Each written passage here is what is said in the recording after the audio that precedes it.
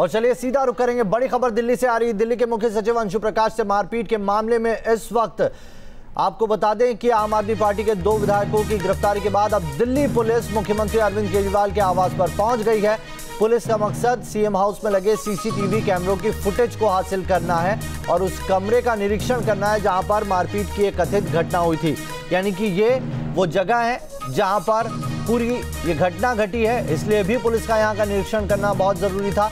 लेकिन जो जानकारी मिल रही है उसके मुताबिक बड़ी तादाद में पुलिस बल यहां पर पहुंचा हुआ है। सीएम आवास में सीसीटीवी फुटेज जो है उसका इंस्पेक्शन करना पुलिस की प्राथमिकता है। और चलिए इस खबर पर दीपक हमारे संवाददाता ज्यादा जानकारी के साथ जुड़ गए हैं। दीपक, क्या जानकारी निकल कर आ रही है? आखिर दिल्ली पुलिस बड़ी तादाद में पहुंची हुई है सीएम हाउस।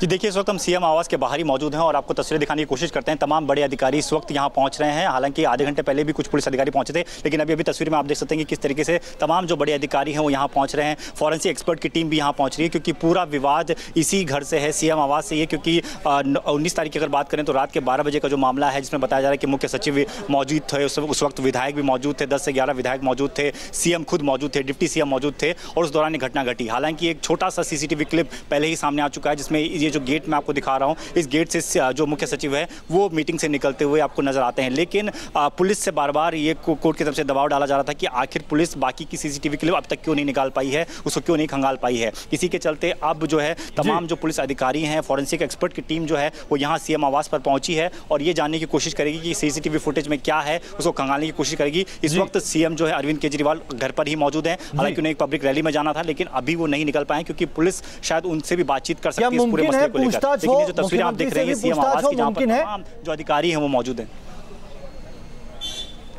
ये अभी कहा नहीं जा सकता, क्योंकि पुलिस फिलहाल सीसीटीवी फुटेज के ही कोई खंगालने के लिए यहाँ पहुंची है और कोशिश ये करेगी कि जो सीसीटीवी फुटेज है उस रात की उसको अपने साथ लेकर जाए और कोर्ट में प्रोड्यूस करे। लेकिन फिलहाल जो तस्वीर आपको देख सकते हैं कि तमाम जो अधिकारी हैं वो यहाँ पर मौजूद हैं। बात ये भी बताई जा रही थी कि कोर्ट में जिस तरीके से वीके जैन जो कि मीडिया सलाहकार हैं सीएम, उन्होंने कहा था कि डिप्टी सीएम और सीएम खुद उस दौरान वहाँ पर मौजूद थे जब मुख्य सचिव के साथ ही घटना हुई। तो माना यह जा रहा है कि सीएम से भी इस बारे में पूछताछ हो सकती है कि उस रात को क्या हुआ था, क्या बातचीत हुई थी, किस मसले पर यह हंगामा हुआ। इसलिए सीएम भी इस वक्त घर पर ही मौजूद हैं। आप देख सकते हैं तस्वीरों में तमाम अधिकारी जो हैं, हम देख पा रहे हैं आपके साथ, आपके कैमरे की नजर से काफी तादाद में यहां पर पुलिस पहुंची है। आखिर इतना दलबल लाने की क्या जरूरत पड़ी?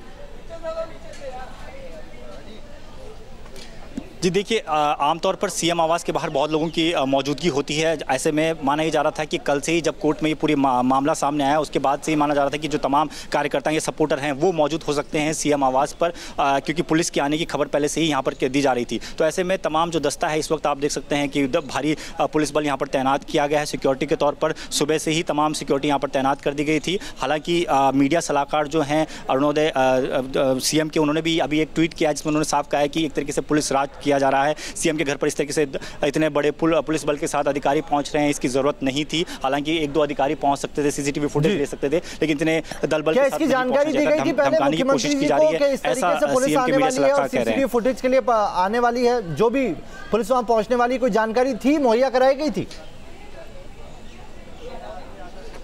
जाहिर तौर पर जब इस तरीके की पूछताछ या इस तरीके की जानकारी होती है तो सीएम को इंटीमेट किया जाता है, उनको बताया जरूर जाता है कि आपके घर हम पहुंचेंगे, आपसे सीसीटीवी फुटेज के बारे में बातचीत करेंगे। शायद यही वजह है कि 11 बजे के आसपास सीएम अरविंद केजरीवाल को एक रैली के लिए, एक पब्लिक फंक्शन के लिए निकलना था और उसके लिए नहीं निकल पाए हैं और रुके रहे, 12 बजे तक का वेट करते रहे। और उसके बाद जब पुलिस यहाँ पहुंची तो अभी भी सीएम अरविंद केजरीवाल अंदर ही हैं, नहीं निकल पाए। लेकिन जिस तरीके के बयान ट्वीट के जरिए उनके एडवाइजर के सामने आ रहे हैं, उसमें साफ ये लग रहा है कि वो एक आरोप मढ़ते हुए नजर आ रहे हैं दिल्ली पुलिस पे। वो साफ कह रहे हैं कि पुलिस राज है। जब सीएम के साथ ऐसा हो रहा है, इतने दलबल के साथ पुलिस उनको पहुंच रही है, धमकाने की कोशिश की जा रही है, डराने की कोशिश की जा रही है, तो सोचिए गरीब आदमी के साथ किस तरह की चीजें होती हैं। दीपक, बने रहिए हमारे साथ, इस खबर पर लगातार नजर बनाए हुए हैं।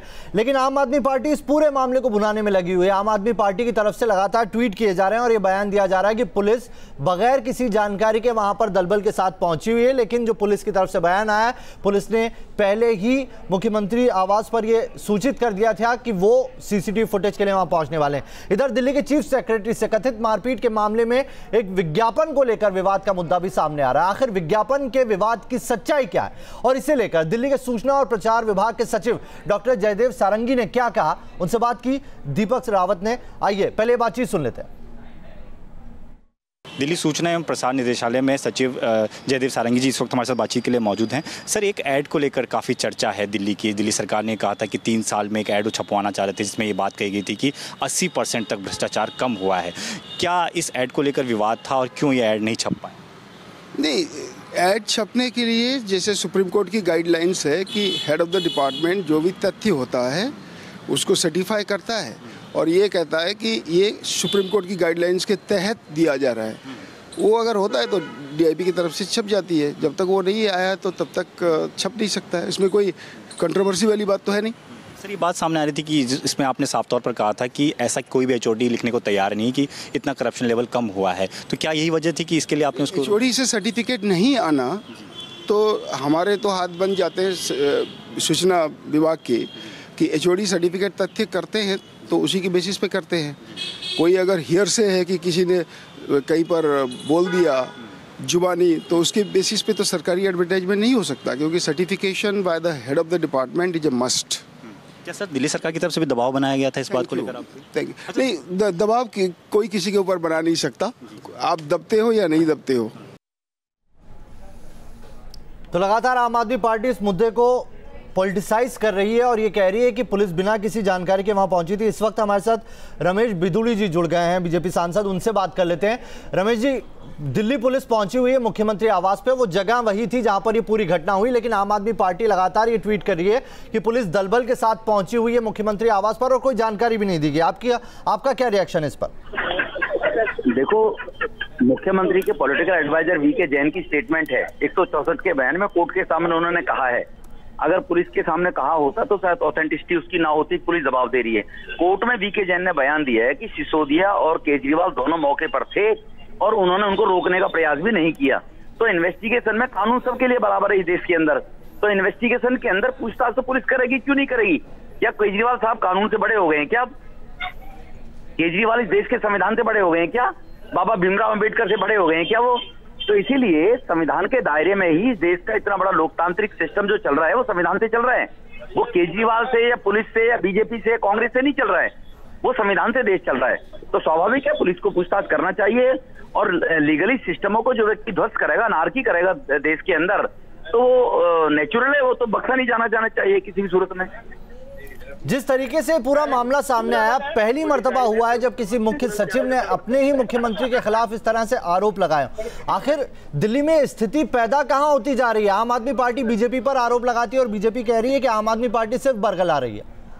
देखो, ना तो इसको दिल्ली के लोग अभी समझ पा रहे हैं, ना इसको बीजेपी समझ पा रही होगी, ना कांग्रेस के लोग समझ पा रहे होंगे। ये जो केजरीवाल साहब नौटंकी करते हैं ब्यूरोक्रेट्स के साथ बदतमीजी करके, वो ये मैसेज देना चाहते हैं जो उन्होंने झूठे लोगों से वायदे किए थे, मैं ये कर दूंगा, मैं वो कर दूंगा, और वो संविधान से, कॉन्स्टिट्यूशन से बाहर थे। अब ये गरीब लोगों को मैसेज देना चाहता है कि केजरीवाल तो काम करना चाहता है, अफसर नहीं करने दे रहे उसको जी, और इसलिए ऑफिसर्स के साथ बदतमीजी करके अपनी क्रेडिबिलिटी ये जमाना चाहते हैं कि मैं काम करना चाहता हूँ। अब उसने जो असंवैधानिक बातें बोली थी, 500 स्कूल कैसे खोल देंगे दिल्ली में? वो कहां से बजट आएगा? 200 कॉलेज, 20 कॉलेज कहां से खोल देंगे? कहां से बजट आएगा? दिल्ली का बजट है 48,000 करोड़ रुपया, विद इन द 48,000 करोड़ में काम करना पड़ेगा। तो चीफ सेक्रेटरी बदतमीजी करके वो मैसेज देना चाहता है कि मैं करना चाहता हूँ, अफसर नहीं, अफसर कहां से करेगा? Chief secretary. कुल मिलाकर स्थिति इस तरह की बनी हुई है दिल्ली में कि समझ नहीं आ रहा है दिल्ली की जनता को कि आखिर ये हो क्या रहा है। बहुत बहुत शुक्रिया रमेश बिदुड़ी, हमारे साथ दिल्ली के सांसद जुड़े हुए थे।